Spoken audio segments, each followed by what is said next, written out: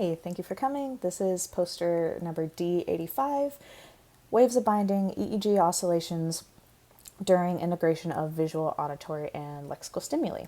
My name is Hannah Morrow, and this is my master's project that I have done with Dr. Eiling. And so what we care about is this idea that in semantic memory, our knowledge about objects is represented in the same or close to the regions of the brain that are processing that information. So you can think about this as your visual information about the shape of a lion is being processed and also represented in these kind of occipital areas. And then your auditory information about the lion's roar is being processed and represented in these more like auditory temporal areas.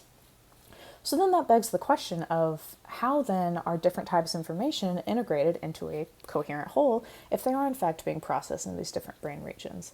And one of the more recent ideas is that this integration is supported by synchronized firing of neurons, which then produce increases in different frequency bands.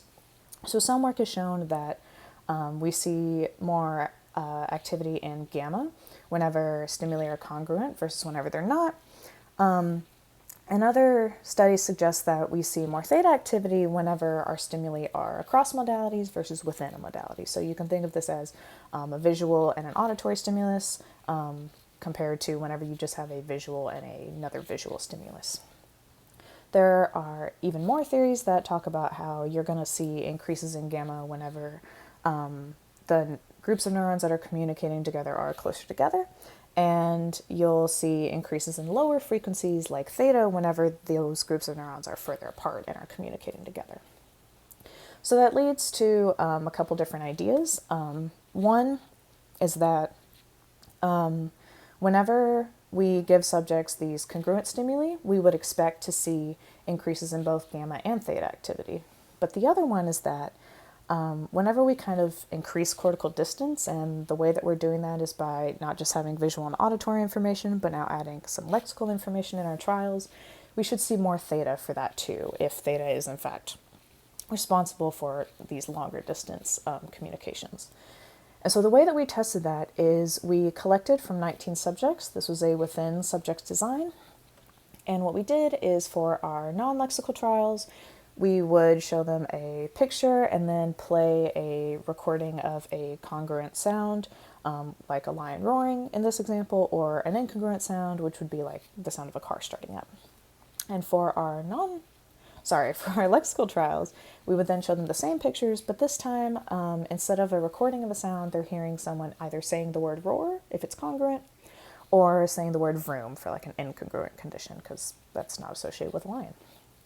And the first thing that we wanted to do whenever we got our data was just do a simple sanity check. Are our congruent trials actually showing what we would expect them to? So the way that we looked at that was we looked at the RTs, and we found that in fact, yes, the congruent trials are being responded to significantly faster than the incongruent trials. And we also looked at ERPs, and we found that we do have a significant N400 effect for the incongruent trials compared to the congruent. So that's great. And we were like, all right, let's move on to the time frequency analyses. And so whenever we looked at those, we found that, unfortunately, we did not find the results that we expected. So we thought that in congruent trials, you should get more gamma and more theta, but in fact, we didn't really see any significant differences. However, whenever you look at the behavioral data, there are some congruent trials that aren't showing a behavioral priming effect to their incongruent counterparts. So there are some incongruent trials that are actually either faster or the same speed as the congruent ones. And so we were like, okay, if we just restrict the data to the trials that are actually producing what we care about, which is this behavioral priming effect where congruent is faster than incongruent, now whenever we look at the data, we see that there is a significant increase in theta, but it's for the incongruent lexical trials, which is not what we expected at all. We thought more theta for congruent. But in fact, there's more theta for the incongruent. The same pattern follows for the non-lexical trials. It just was only significant lexical, so we're presenting that data. So where does that leave us? We can't really say whether or not gamma and theta are involved in integration. Previous literature says that they are. Our findings say that they're not. We could talk about maybe some of the differences between our studies compared to others for why that is. but also to address this kind of unexpected finding of more theta for the incongruent condition.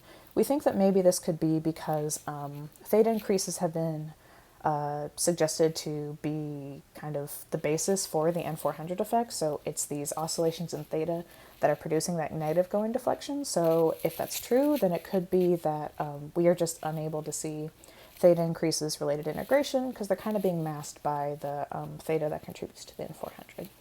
And with that, I am open for questions.